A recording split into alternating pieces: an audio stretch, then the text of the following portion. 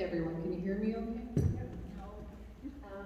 It is my honor and privilege to introduce our guest speaker for this evening, Ms. Susan Walmer, the Chief Executive Officer of the Oak Ridges Moraine Land Trust. A chartered professional accountant, Sue combines her long-held enthusiasm for community engagement, deep appreciation for Canadian historical context, and concern for a healthy environmental future in her challenging position as CEO. Sue has been passionately committed to environmental conservation for over 2 decades. Her love for nature helped channel her actions to lead as a local ratepayer association chair during the many public walks and advocacy meetings to establish the long-term protection of the Oak Ridges Moraine. Sue has also served and worked with Save the Oak Ridges Moraine, we know as STORM, and the Oak Ridges Trail Association. In 2009, Sue became Executive Director of the Oak Ridges Moraine Land Trust, then its CEO in September of 2019. Sue has been instrumental in forging strong partnerships between landowners, local governments, and other stakeholders, ensuring a collaborative approach to conservation efforts. Under her leadership, the Oak Ridges Moraine Land Trust has made tremendous strides in safeguarding the environmentally sensitive lands of the Oak Ridges Moraine, a unique landform crucial to the health and well-being of the many communities that rely on it. Her presentation this evening, titled The Oak Ridges Moraine, A Legacy to Keep, promises to be both informative and inspiring as we gather here to celebrate the wonderful diversity and beauty of this remarkable landscape. Please join me in extending a warm welcome to Susan Walmer.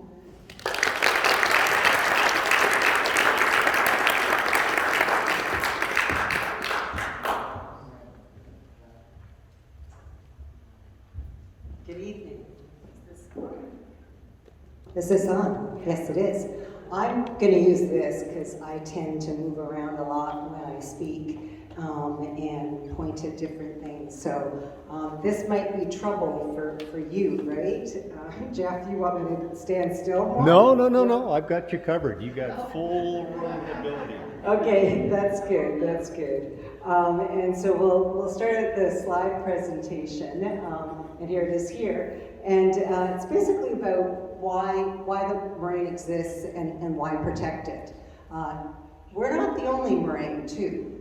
The Oak Ridges Moraine is probably the largest moraine in southern Ontario, but there's a number of other ones. There's somebody here who's from a different moraine. Where are you? Yes, which moraine are you from? Oral Moraine. The Oral Moraine. So it's up in Oro-Modanti, but they all function very, very similarly. And they were formed with the glaciers over 13,000 years ago.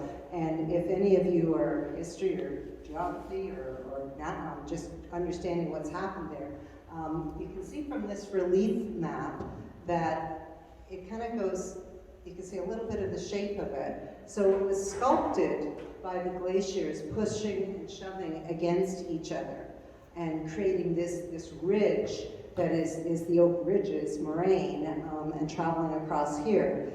It also, as the ice melted, created all sorts of really significant natural heritage features. Created Kettle Lakes, which Mary Lake happens to be on, which we just heard about, and we'll talk a little bit about later.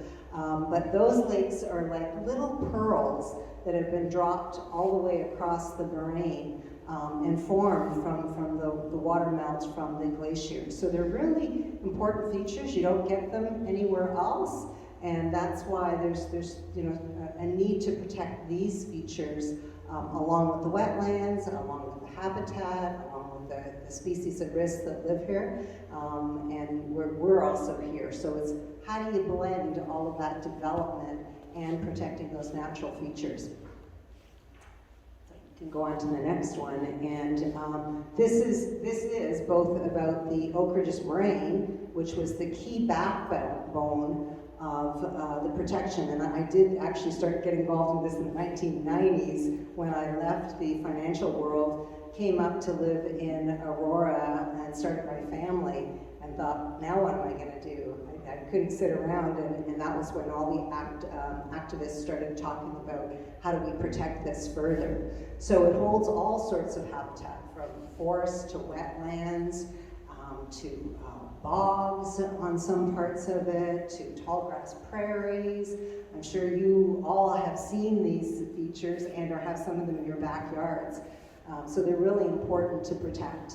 And that 163 is good. We rounded to about 160, but it actually depends where you are, because there's different points that are east and west, and some of them jut out a little bit more. It's not just a nice rectangle. It follows the shape of the land. Okay, next. A lot of different rivers and streams flow north and south. I think there's about 30 of them. A lot of them go down into the lake, and that's where the water, again, because of this ridge of land, the water will flow south down into Lake Ontario and replenish down there, and it will flow north up into Lake Simcoe and replenish that way. So it really is a watershed divide that's allowing this and this feature to allow it to replenish, and that's why we want to, again, protect the wetlands, the streams, and the rivers, because that then creates all that movement of water and gives us ultimately what we're drinking, both in the aquifers and filled in from what we pipe in.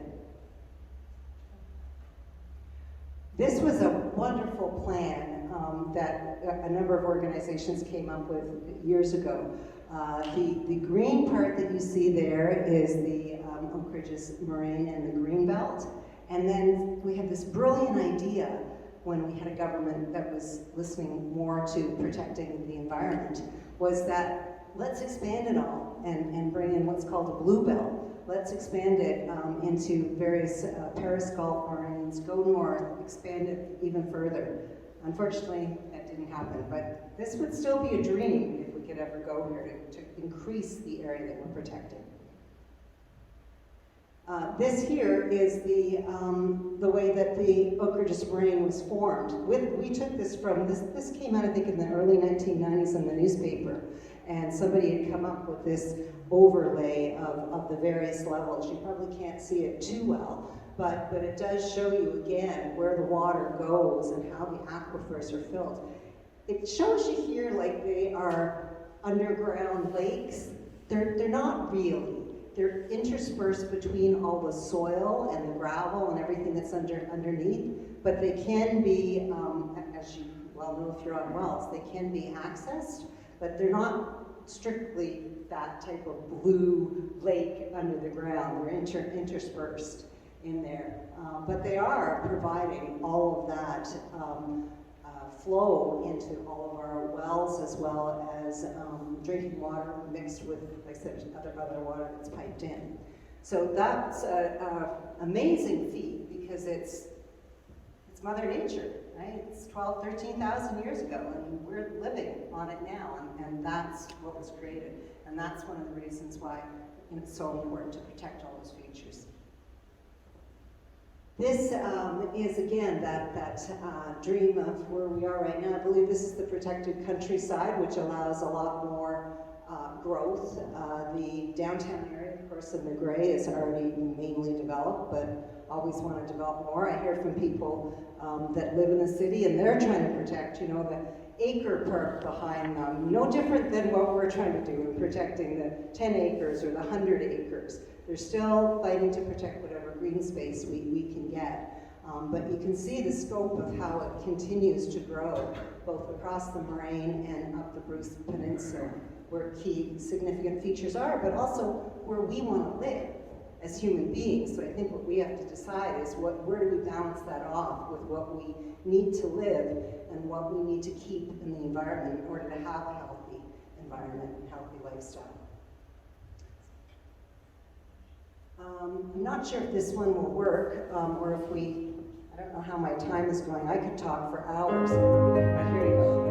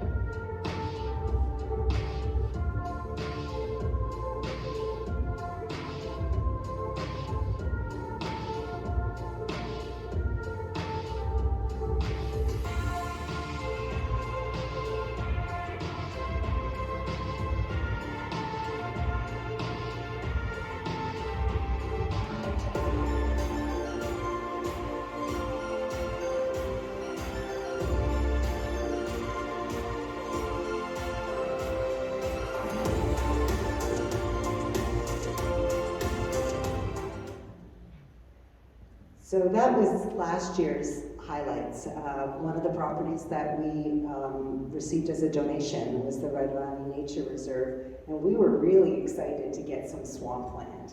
My board was kind of, what? But you know, we explained to them where it was and how it connected with other features and what it was protecting. It was a slam dunk, so we went ahead with that. And that's one of the key things that we do is protect land either through donations, through putting a protective coating on your land, like a conservation easement where we would protect the natural features, and or a donation and sometimes a purchase. So depending on what you have and how much money we have and how many sponsors and funders we can get, there's that opportunity as well. So we've just purchased a large property, not here in King, on the east side of the Moraine. That's where that Cherry Hill property was as well. It was on the east side of the Moraine. So why do we protect land? Anybody? Why do you think it's important to protect land?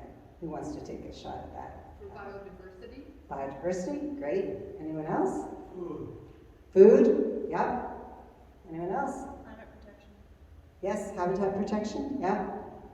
And all of those form a basket of ecosystem services. So this is the accounting side of me coming out here, matched with the the ecological environmental part of me, and it's the same with you, I would think, as residents of a community.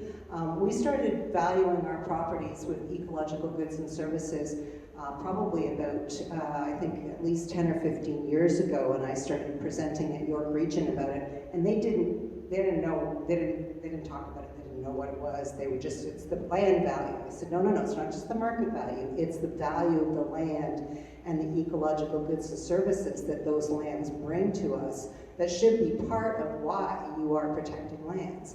And so there's a whole number of different things here that have benefits for us. We can change them. Unfortunately, some of the things we do change it for the negative.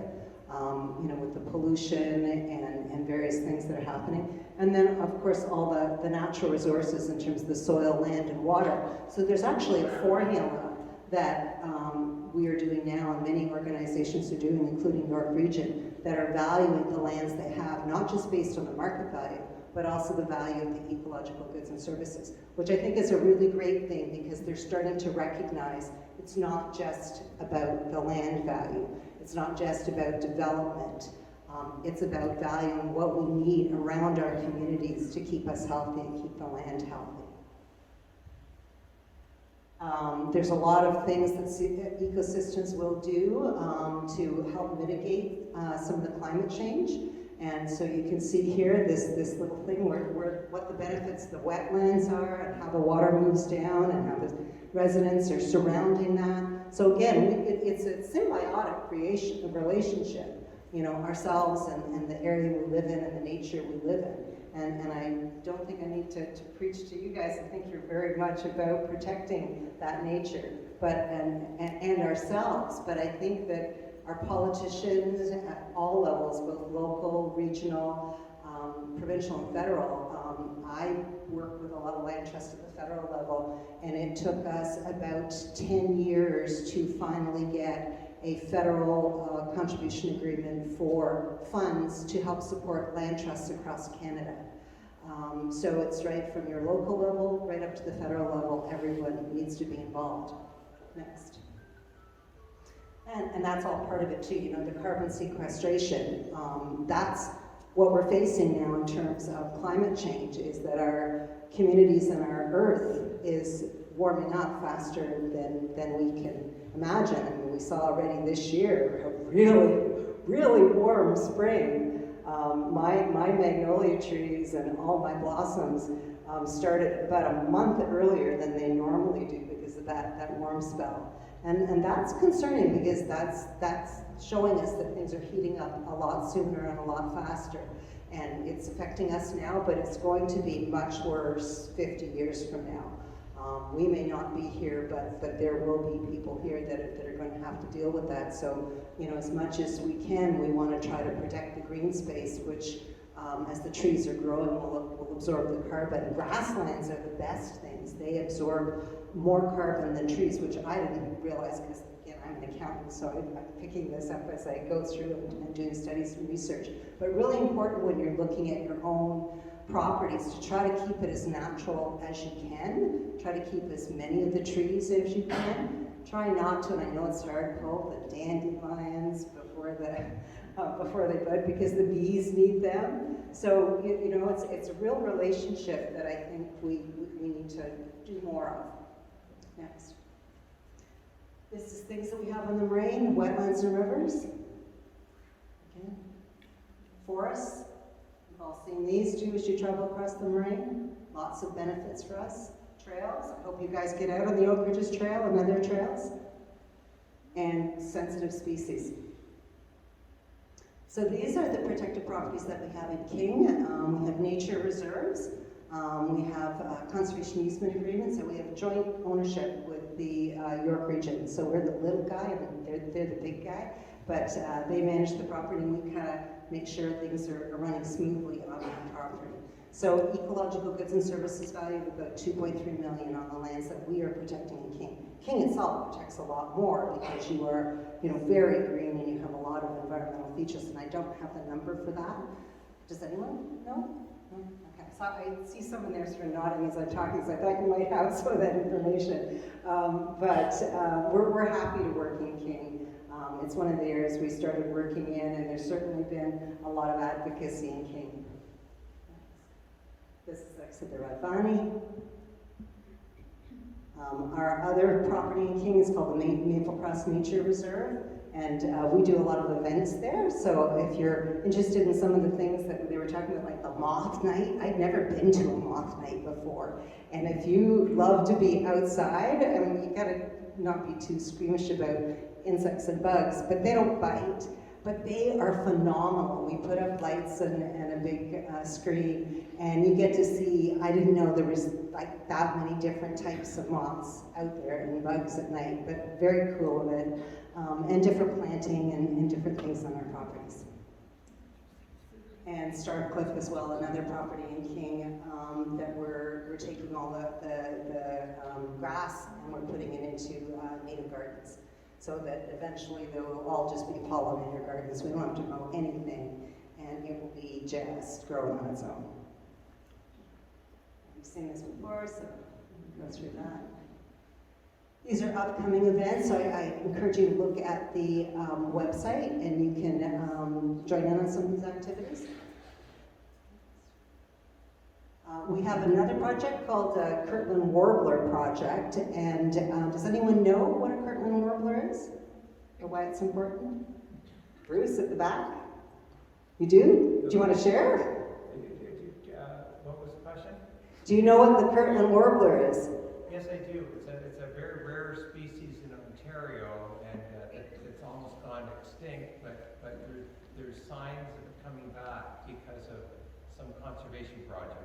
Wonderful, good. So if you didn't hear Bruce yet, it's a rare species, been endangered and threatened. They were able to bring it back in the States. And if you go on to the next slide, we'll see that it's a real picky bird. It's really quite beautiful, but it's very picky. That yellow area around across the moraine, that's the whole moraine there. And it's sandy soils. Apparently it will only live in vegetation that grows in those sandy soils. So, but we started out on, like I said, the east side of the moraine because land prices are more reasonable there. And then, you know, eventually we will look to go across the moraine. It's very rare. There was only 500 individuals in the 1970s, so that is very rare for a species. And it was recently, due to some work that they were doing with restoration in the US, brought back. So we're working with the US Bird Conservancy and US folks down there in Michigan to replicate it up here. They live, like I said, they like the early succession, pine and oak. Only certain types apparently, so we're going to plant that for them. And then hopefully after that, next slide, they should be nesting. They nest on the ground. So that might be one reason they're getting a little more endangered, but that's where they nest. And they have been able, like I said, down in the US to bring them back, so we'll be doing the same thing here. This is the property we bought now. It's mainly farmlands and a lot of forest. It abuts the Ganaraska forest out on the east side of the moraine, and eventually we will be restoring all of that, so it'll be habitat like that you saw with the farm, with the pines and the grasses underneath, the sedge grasses. These are some of the other birds that will come, because once you put the habitats in, I guess they share and they tell, hey, come on, over here, there's way more things here. I don't know all these birds' names, but my program director, Eileen Barclay, does a lot of our nature studies, online webinars, things like that. So she knows all of this, and I leave it to her because I don't have enough brain power to learn all of that now. Again, these are all the various things and other species that are there as well. We did see, like I said, on that slide of maple grass, once we restored it, we did see a eastern meadowlark nest, and so that's brought them back, as well as a bobolink.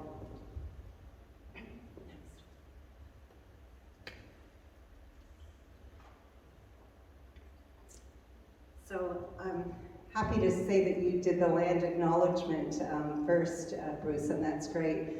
We've been building relationships with local Indigenous communities for a number of years, both here locally and, as I said, across Canada. And we had our first celebration with a new land trust that we encouraged to set up under our system so that they could take title on land, called the Mononahaki Land Trust. And they were gracious enough to come out to that new property that I showed you to help us build relationships and bless the land. And it was really wonderful because we brought together some of our major donors. We brought together some of the scientists and the specialists that are working with us on this project. And we also brought three of the members came from various Indigenous communities to help us bless the land. So we think that that's something that's really important that we do both as a land trust, and for me it's something really important I think we need to do as people on the lands that we are on right now, recognizing that there has been some past injustices, and one way that we can give back to that, and one way we feel we can as a land trust, is by encouraging them to be involved with the land purchases and hopefully also being partners with us on title eventually. And we did a ribbon tree ceremony. I've never participated in that before, participated in powwows and different things, but basically, again, it's a blessing. You take a ribbon, they put a little bit of tobacco in the ribbon and tie it up, and then you put it on the tree, and it's to have that tree always be a reminder of all of the groups that came together as that property develops and protected. So, advocacy, I don't know how I'm doing on time.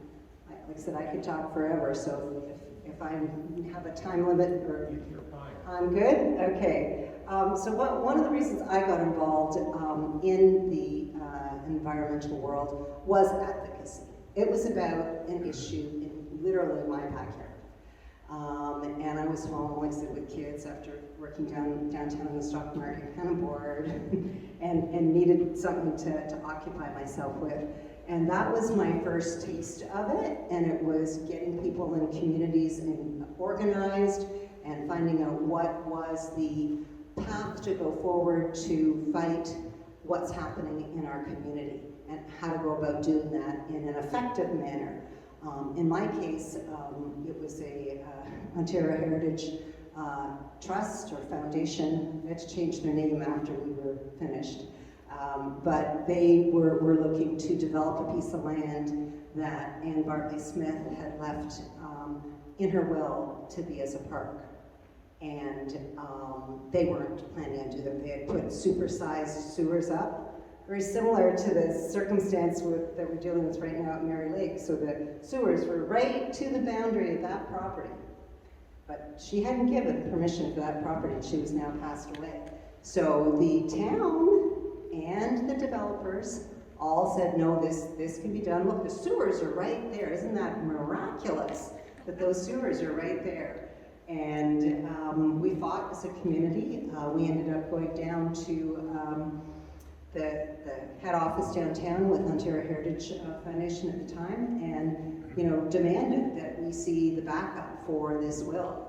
And they held us off for a couple of years. We finally went down, and they had a folder, like a little folder. And I said, well, where's all the boxes? There must have been a lot of work done on this, because this is a will and a bequest and everything else. They said, no, and they opened it up and they had handwritten notes. I said, well, that's just not going to cut it. The will definitely says, as a park, therefore it has to be a park. And there's no way you're going to be able to develop this. So the Star took the story on a number of newspapers. Anyways, they didn't do it. And they changed the name and a few people left, and so that property is now protected. But then, we went on from there. So I created a couple of different rapier street groups that some of them are still functioning, some of them aren't. And we started doing that across Aurora and across some of the areas. Same time involved with storms. So again, advocacy and what you're doing as a group is really important, because you can't count on the politicians. I mean, they do have a duty to protect. They do have a duty to make sure that they are looking after what's happening in their community, but they're torn between a number of different important issues that I think they have to look at more as a counselor than we do as residents. So it's really up to us to protect what we think is important in our communities, in my opinion. There's lots of things you could do, and your hero here in King was Dorothy Izzard. So some of you may have known her. She was wonderful. I met her many, many years ago when Storm was first getting going, and I had my kids in tow with me, and they were coming out on marches, and Dorothy was just such a quiet, lovely person, but boy, did she have a lot of backbone and gumption, and she was not going to let some of these things happen. She walked the walk. I mean, she ended up donating her property for protection, which was wonderful, and she was involved in everything we was doing in the Oak Ridges Moraine. Became involved with the minister as well, and of course, Steve, I think he talked to you last time. He came back and worked with us as an intern last year, because he was, during the pandemic, decided to get his master's. So it's funny how things work in circles, and like people always end up together. So the lessons I guess I've learned is just that we need to proceed cautiously. There has been, both myself and a number of people across the Moraine have had legal situations from what they've said and how they've said it. What has changed a lot is under the advocacy rules, you can say and speak what you feel is appropriate. You can't attack someone else, because then, potentially they can come back at you from a legal perspective. But if you're truly speaking to what you believe in and to protect something, then you're good to go. You're good to, I have to tell my new board members this all the time. Just don't, go after a particular person. Talk about the bigger picture in terms of why you're doing this and what you're protecting. And you should be good. I say a lot of things so far. I haven't been in a situation where I've had to face those types of legal challenges, but I think it's just being careful and being cautious as we go forward. Okay, I think that's kind of it. Big goals, dream big. You guys are already doing that and have been for so many years. It's really great that you've got that long history behind you. Oh, this is just how my brain works.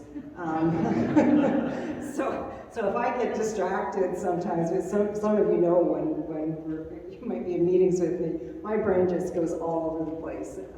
Sometimes it comes back to the middle, but it does go all over the place like that. So yours might too, or you might think linearly. It doesn't matter. As long as you've got an object and a goal, you're going to get there.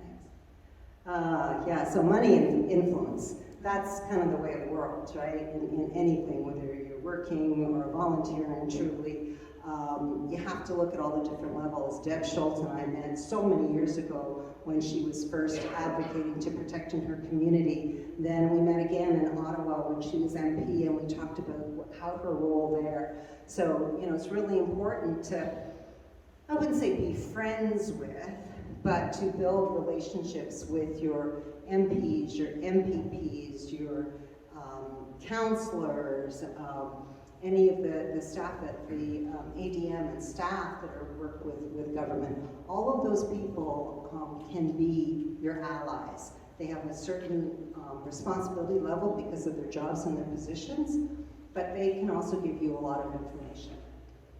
And you know, municipal managers, councillors, we're in a bit of, you know, great situation here. You've got some new councillors, you've got some older councillors, but you should all talk to your councillors. They should know you and know what your concerns are, because they were elected to represent your concerns. So I think that's really something, you know, they might not be able to reach out to all of you, although King is pretty small compared to some of the other municipalities, but you can reach out to them. That's what they're there for. So I would encourage you to do that.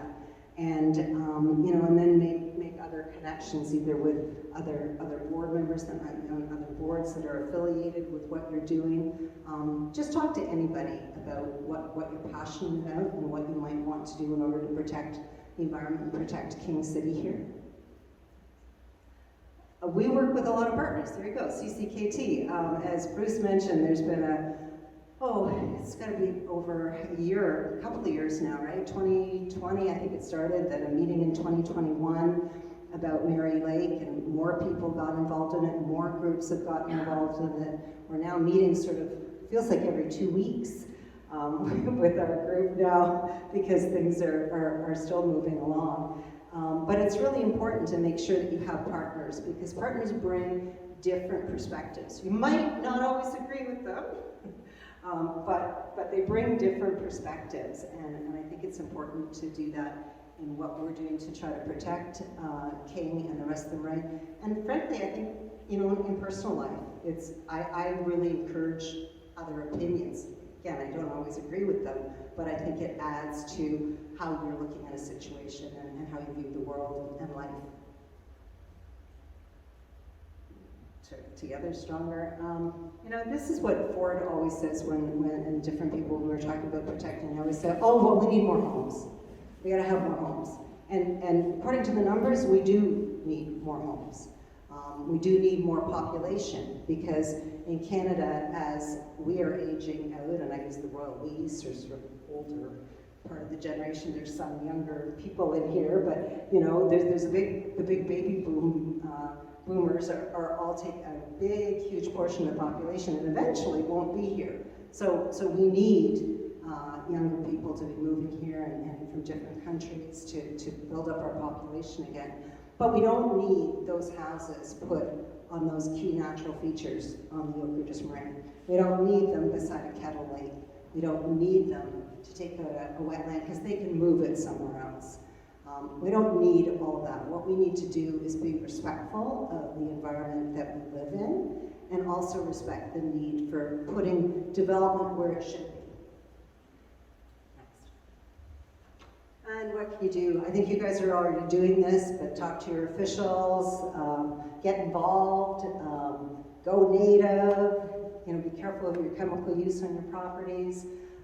Reduce, reuse, recycle, which started so many years ago, and it's still very valid. And just do what you can for the environment. Next. There you go.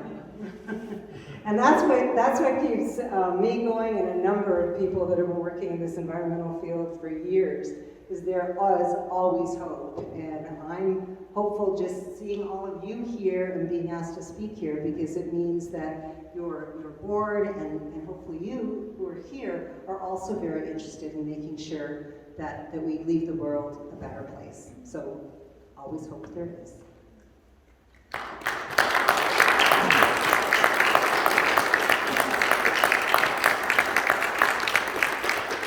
Are you coming up to ask me a question? No, Okay, because I didn't know if there was any questions that people had. I sort of rolled through that, but yes. I have a couple. One, you said coded land. Can that land be changed, recoded by any government? Coded, did I say coded? Okay. So You land mean is, the land, you assign a code to it? so there's a conservation easement where we would put on that is sort of a protective layer. It's on an individual piece of land, and when that gets put on, it's through the ecological gift program, which is the federal government. The landowner gets a big tax receipt, and then as the holder of the easement on title, we have to make sure that those protected areas like a wetland or a forest or things like that are protected forever. So even when the property is sold to the next owner, that easement stays on the property. And so when I'm not here and the next generation is running land trust, they will make sure that those protective features are still there, and all of those environmental key gems that are on that property are protected. So it's very important for a lot of landowners who've been on their property. I know many of you have been on your property for a long time. If you want it to stay that way, it will supersede anything that's happening in the town. So with the federal government at our backs, which is why we use the federal government, they can get involved, and if somebody tries to do something, and there are some penalties and various process that we have to go through. So the federal government is our friend when it comes to protecting land. Anyone else?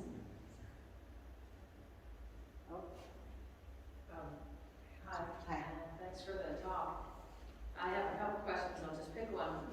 I'd like to know, in your opinion, are kettle lakes, which are really just, I understand, a chunk of glacier that got packed in and then melted later, so they're quite deep, and they wouldn't naturally have necessarily a stream to it. Are they therefore more susceptible to construction and soil destruction right next to its shore? What does it do with that silt in the water? Is it anything different than another lake? Yeah, that's a good question. Most of them are, like you said, self-contained. Some of them have, most of them also have wetlands around them. So Mary Lake has a lot of wetlands. I would hazard, they have them right now on the west side. I think they likely had them on the east side at some point in time before that area was developed. So yes, and they are more susceptible, and that's why there's a higher level of protection on them. So under the Oak Ridges Moraine Act, they are natural core lands, and they do have a protective buffer around them. So that's another thing that that you have to look at, or what we're looking at with the Mary Lake issue, is that whole protective buffer, and what do we do to mitigate that. They also have like the stream, some of them have streams running in and out of them, so again, it's making sure that those streams are freely flowable and not impeded, so that those little kettle lakes, because we can't really get them back. I mean, many of the ones that aren't fed in, they would just have their water replenished through the rain that we get, if they don't have any feed on them. So yeah, that's why they're like the gems of the Moraine. And you can see them in some of the overheads. They're like little pearls right across the moraines. It's really lovely. So just a comment on that. Lake Wilcox is an excellent example, is it not, of a kettle lake that was quickly overcome by the small usage at North Shore. Yeah, you're absolutely right. Yeah. Anyone else? Yes. Have you considered trying to buy Mary Lake property? Yeah, actually. So again, my board's like, what are you trying to do? But many years ago when this first started out, Don Prince, who was the previous ED and had worked with the Conservation Authority before in his other life, said, we got to do something about Mary Lake. Like, we have to do something because they're going to do something. This was before any of this all started up. So I said, why don't we go and offer to sever and buy? We didn't want the building. things, right? Because they're just a lot of trouble. But why don't we sever off the forest and protect the forest, the wetlands, the trail, everything else? And so, you know, I took it to the board and they said, we'll never raise that much money. I said, well, we won't if we don't start, but we could. So York Region said they would sever it, so I said, all right, we'll go to them. We went to them and had created a package for them. They wouldn't let us talk to the board, so the manager there at the time said, no, you can't talk to the board. You have to talk through me to the board. And I'm like, okay, so you must have meetings, you must have, I'd like to go to a meeting and present this proposal because this could solve your financial woes. If we could get and at the time I talked to NCC and talked to federal and a number of different organizations and said, you know, would you fund this type of project? I said, for sure, if you can, you know, get the owners on board, then yes, we're gonna need time, obviously, to raise that kind of money. At the time, I think we were looking probably $8 or $10 million, it's much more now. But it didn't go forward. They just came back to me and said, no, they're not interested. I said, well, I'd like to talk to the board again. No, you can't. So I did talk to Chicago, because the Augustine Fathers is run out of Chicago as well. And they just basically said, oh no, you gotta deal with the people there in Canada. So we tried, and that would have been a really good solution, and still potentially could be, depending on how things might go forward, to sever off that property and protect those other features. Anyone else? Okay, sure. Sorry, but the question is, what do you think are things we can do to help protect our farmland?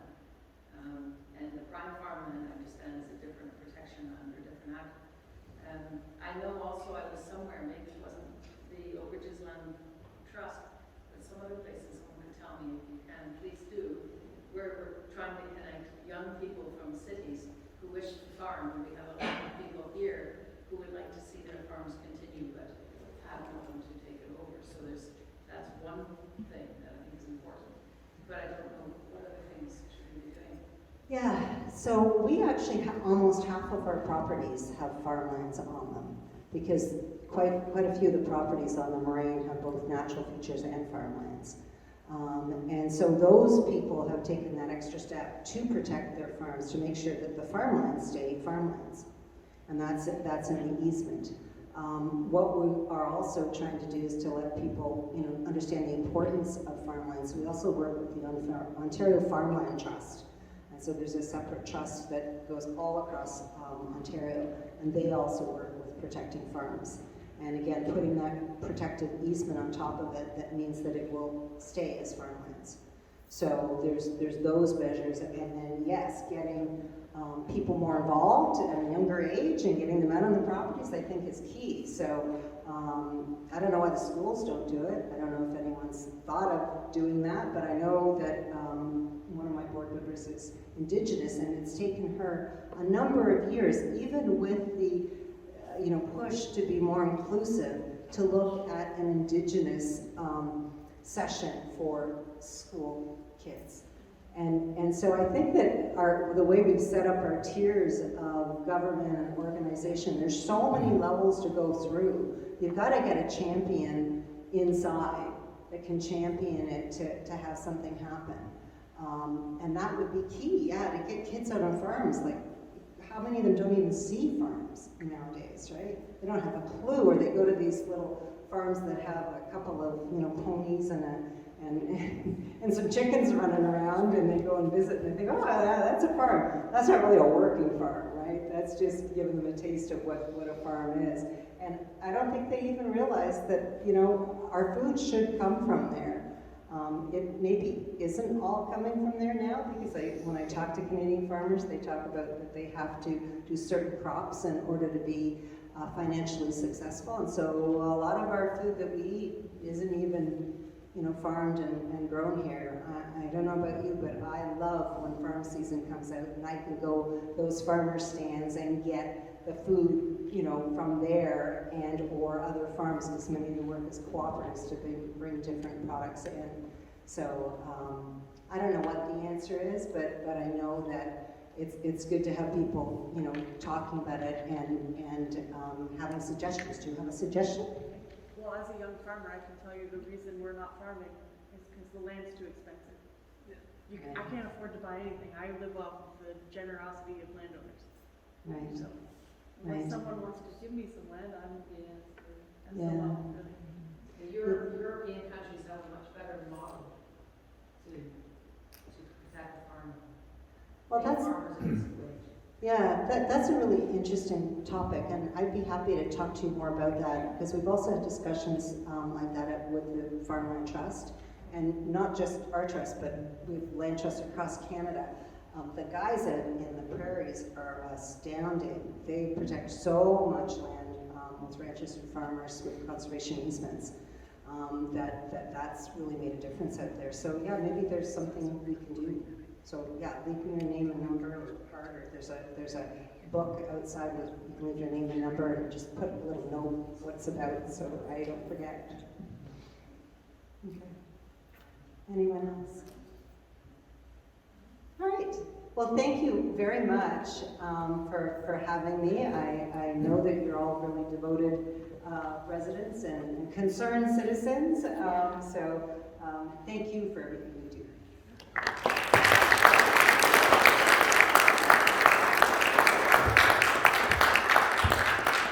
On your behalf, I'd like to thank Sue for the presentation, and I'd like to put it in perspective, my perspective anyway.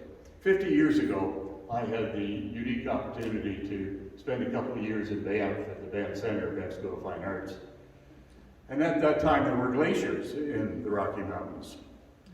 And the glaciers, I'm assuming, well, I hope many of you have traveled the Banff-Jasper Highway and have experienced the Columbia ice fields, which gives an excellent, although micro, example of what a lateral moraine is and what a terminal moraine is.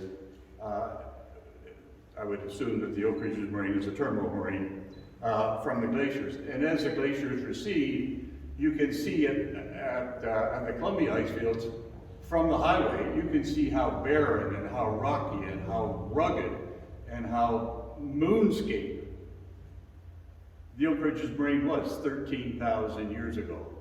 And it's taken that time to turn, and is that a lot of time? You have to decide. But you presented to us tonight what 13,000 years have done from a pile of rock to a diversified environment that we depend on, the province depends on. And my neighbor tells me that with a bulldozer and a half a day of a crew, he can level our properties. Half a day, one bulldozer. So you painted a picture of what is out there and why it needs to be protected. And we thank you. Thank you for your time. Thanks for coming tonight to contribute to our annual